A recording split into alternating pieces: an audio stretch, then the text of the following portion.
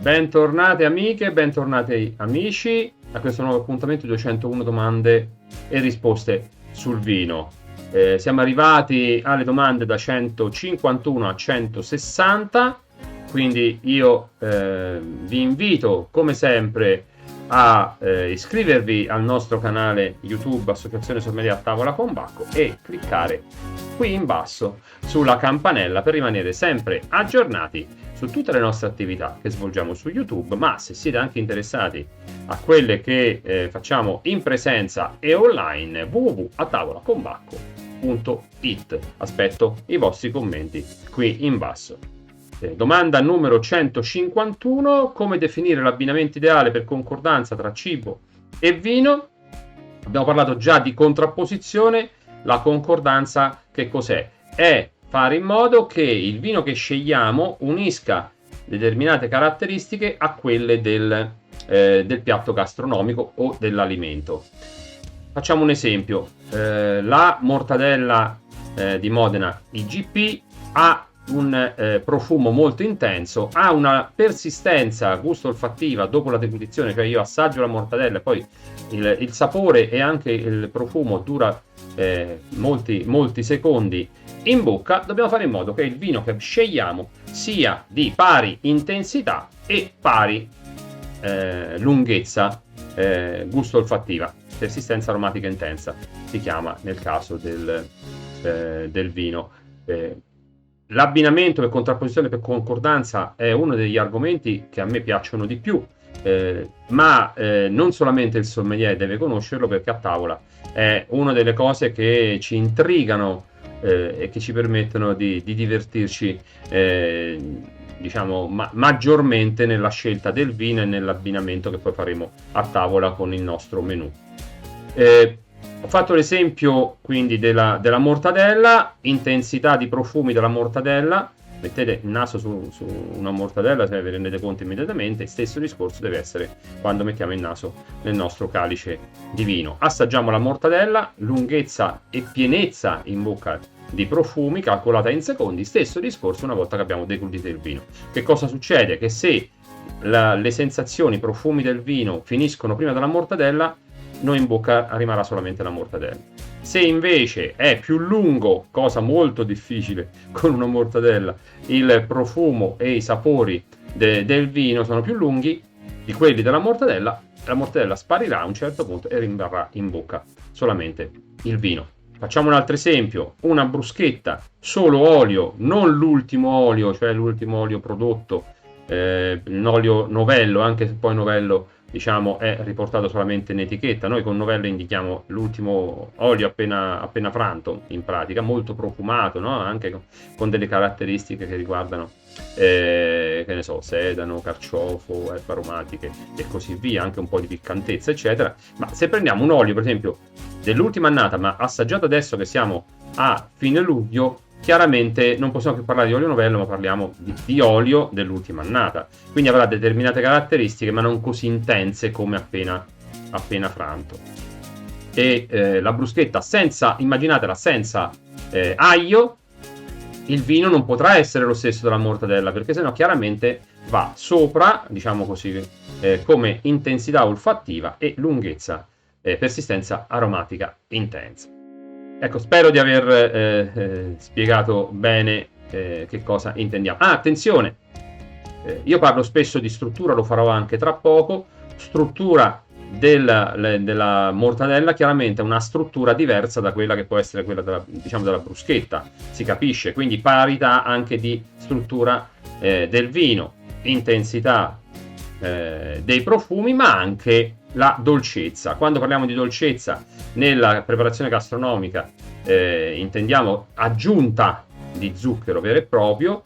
Nel vino, nel caso di spumante, ci sarà aggiunta di zucchero finale, vi ricordate, dopo la sboccatura, prima di metterci praticamente la gabbietta e il tappo a fungo sulla bottiglia, mentre nei vini che non sono spumanti è solamente residuo zuccherino, si chiama, quindi comunque presenta sempre di zucchero. E anche questo qui dobbiamo fare in modo che la dolcezza sia di pari quantità tra nostro piatto gastronomico, il dolce, il dessert, quello che sia, e il vino. Domanda numero 152: cosa si intende per spumante talento metodo classico? Guardate bene questo simbolo, perché è quello che si trova sulla etichetta degli spumanti metodo classico talento.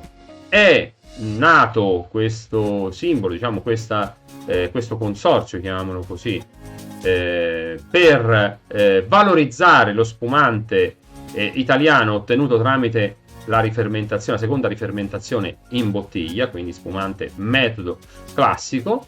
È riservato solamente a vini, anzi, provenienti da uve Chardonnay, Pinot Nero e Pinot Bianco, con minimo 15 mesi di affinamento sul lievito e massimo un 12 grammi litro zuccherini, quindi massimo la menzione Brut, ok?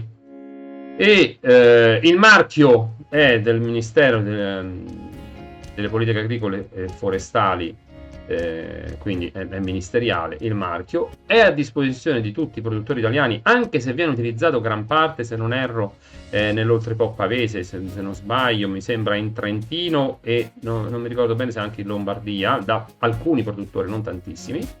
Va bene, nasce con l'idea di valorizzare quindi la spumantistica italiana, inserendo un marchio comune a tutti, come è lo champagne, che è valorizzato per tutta la zona dello Champagne. Qui l'idea era di valorizzare lo spumante metodo classico italiano con la menzione talento.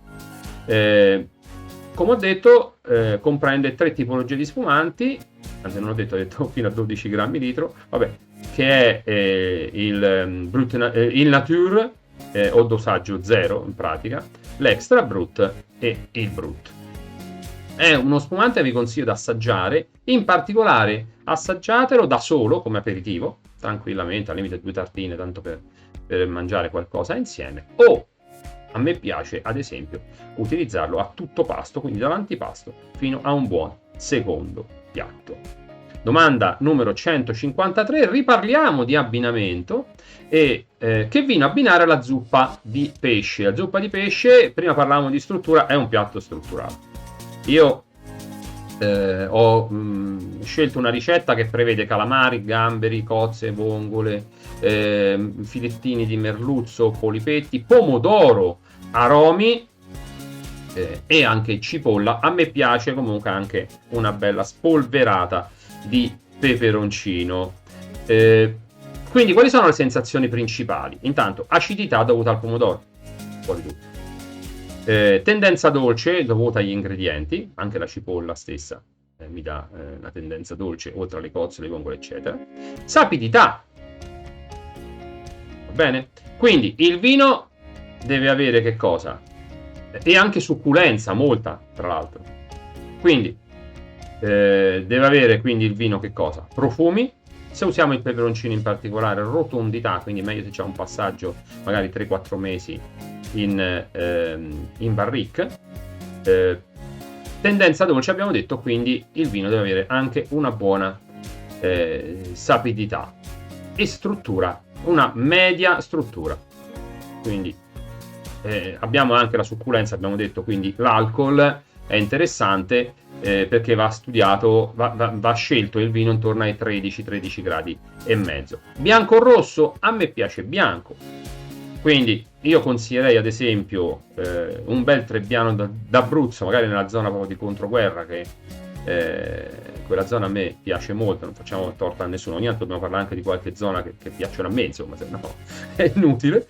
Va bene, quindi Trebbiano d'Abruzzo, se c'ha un passaggio, come ho detto prima, in legno di qualche mese meglio, che mi danno una rotondità, visto che a me piace il peperoncino, e anche una bella lunghezza questo Trebbiano d'Abruzzo, va bene. O andiamo in Campania con un Lacrima Christi, un Vesuvio DOC, o per chi piace il rosso alterniamo con un bel Chianti classico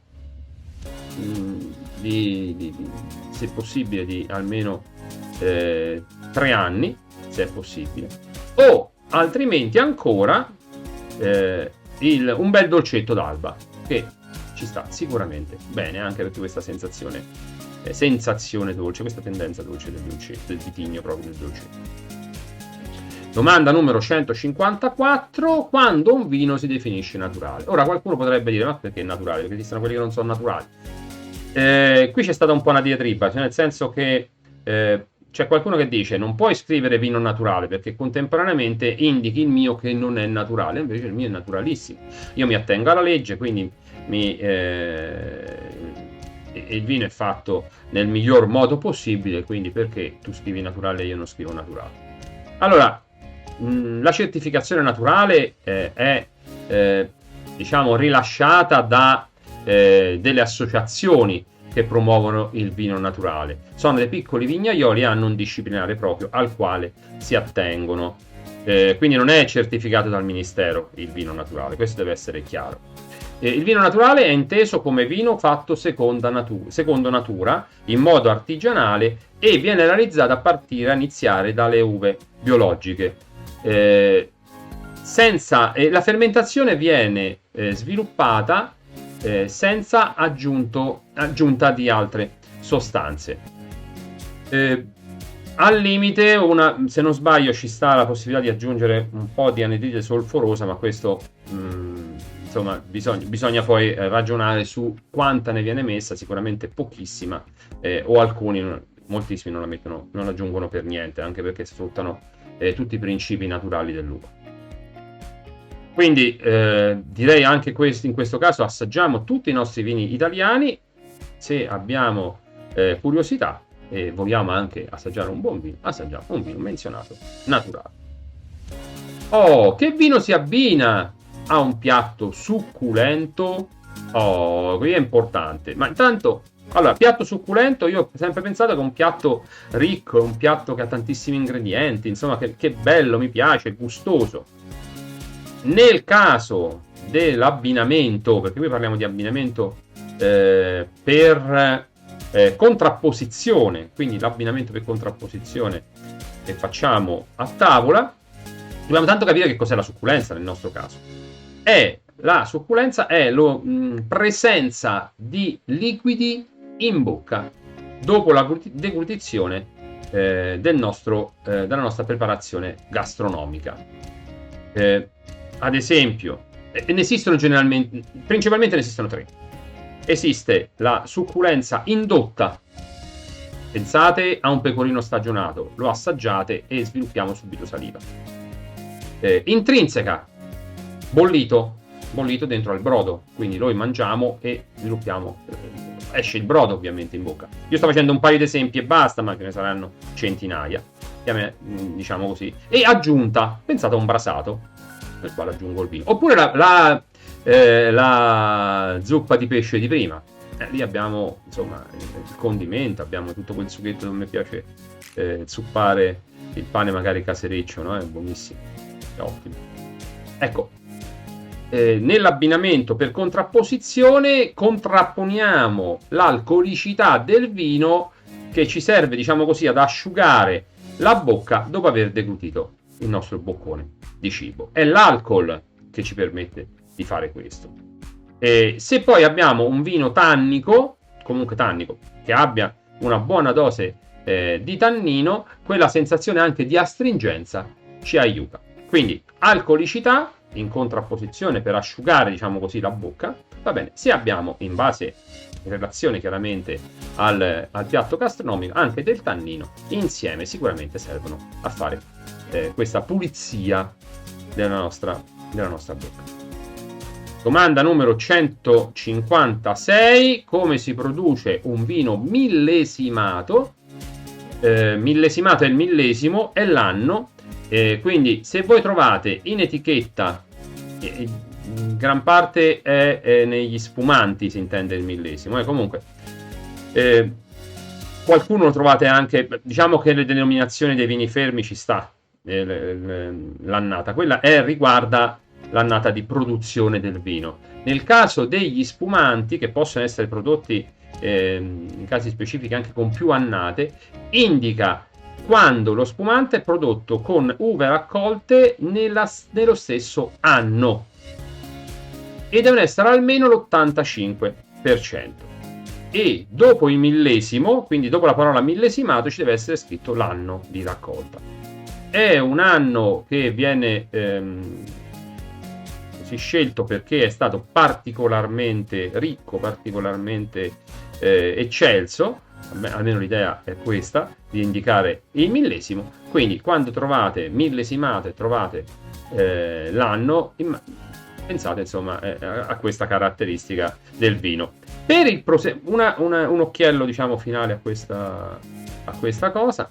Per il prosecco, ad esempio, o il Valdobbiadene, sono praticamente tutti millesimati, perché nel disciplinare è previsto che la raccolta delle uve deve essere tutta dello stesso anno, quindi è inutile indicare millesimato perché è già millesimato. Domanda numero 157: che cos'è la cuvée? Ne abbiamo già parlato dei vari tagli di uva e di vino. Ok, la cuvée è praticamente utilizzata soprattutto nella produzione di spumante metodo classico. Abbiamo detto che il vino si fa con l'uva e lo spumante invece si fa con il vino, quindi di conseguenza prendiamo dei vini prodotti con vitigni diversi, ne prendiamo varie percentuali, le assembliamo, va bene, e creiamo il nostro spumante. L'assemblaggio dei vini viene fatto prima della seconda rifermentazione, perché se no non sarebbero vini. I vini almeno hanno fatto la prima fermentazione, sono vini finiti con i quali noi creiamo il nostro spumante metodo classico. Ecco, questi tagli, diciamo così, queste percentuali di vini prodotti con diversi vitigni, tipo Chardonnay, principalmente sono Chardonnay e Pinot Nero, ma comunque poniamo Chardonnay e Pinot Nero, che ne so, 80% Chardonnay e 20% Pinot Nero. Ecco, questo assemblaggio viene chiamato cuvée. Passiamo alla domanda numero 158. Che differenze ha la cantina di giorno rispetto a quella di stoccaggio? Ok, della cantina di giorno abbiamo già parlato, è quella che entriamo, si vede immediatamente perché entriamo dentro al ristorante e troviamo un armadio frigo dove ci stanno vini che sono giovani o comunque sono i vini di maggior consumo che vengono poi diciamo sostituiti, o comunque la cantina di giorno, questo frigorifero viene reintegrato a fine serata o il giorno dopo prima di riaprire il ristorante. Cioè sono i vini di maggior consumo che non hanno bisogno di rimanere al buio, che non hanno bisogno di rimanere degli anni o dei mesi magari in determinate condizioni, rispetto a dei vini magari che sono invecchiati, sono di maggior pregio, che hanno bisogno magari di stare in un locale diverso che non sia il frigorifero, magari una cantina sotterranea o un magazzino refrigerato e così via, scusate, a temperatura e a umidità costante.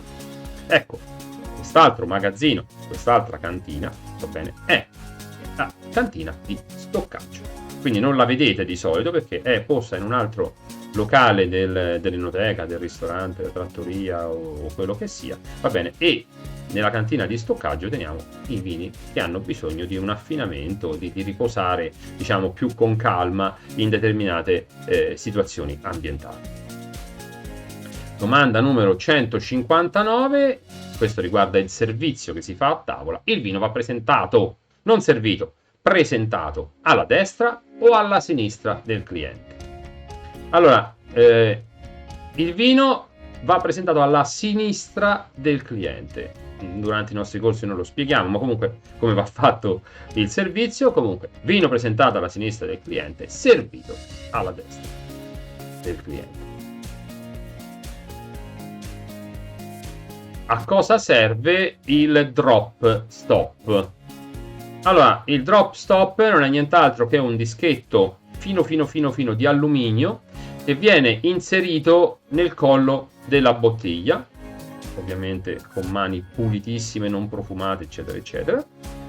Serve per fare un servizio veloce e pulito a tavola, perché taglia la goccia precisamente. Ce ne esistono tanti tipi, ci sono anche dei tappi con una specie di beccuccio e così via. Il drop stop è proprio un disco che andiamo noi ad arrotolare e infiliamo dentro il collo della bottiglia. Quando serviamo il vino basta servire così, senza tovagliolo, frangino per pulire il collo della bottiglia, perché assolutamente non cola, diciamo, la goccia del vino una volta versato, quindi non abbiamo timore di sporcare la tovaglia, il tovagliolo, o purtroppo qualche volta magari può capitare che possa sporcare addirittura il nostro cliente, il nostro ospite.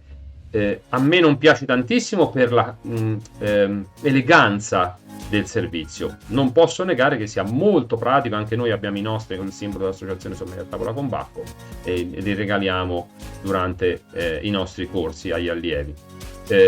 Io lo consiglio in situazioni in cui dobbiamo fare un servizio molto veloce, perché ci aiuta tantissimo. Immaginate un matrimonio, un banchetto o quello che sia, che i sommelier che servono il vino magari hanno 150 persone e sono in 2 o in 3. A me è capitato di fare un servizio che eravamo più di 200 con 2 amici carissimi, eravamo in 3, non abbiamo usato il drop stop per caparbietà, diciamo così, ma probabilmente ci avrebbe facilitato un po' il compito, perché velocissimo viene fatto il servizio a tavola e non hai timore di sporcare nulla. Siamo arrivati anche questa volta alla fine di questo video. Vi ricordo ancora di iscrivervi al nostro canale YouTube, cliccare sulla campanella e aspetto i vostri commenti qui in basso. Il nostro premio è uno solo: che vi piaccia assolutamente quello che facciamo. Seguiteci ancora sul canale YouTube, altrimenti www.atavolaconbacco.it, che è anche l'indirizzo della nostra pagina Facebook. Già oltre 7.000 persone ci seguono. Ciao a tutti, grazie, ci vediamo la prossima volta.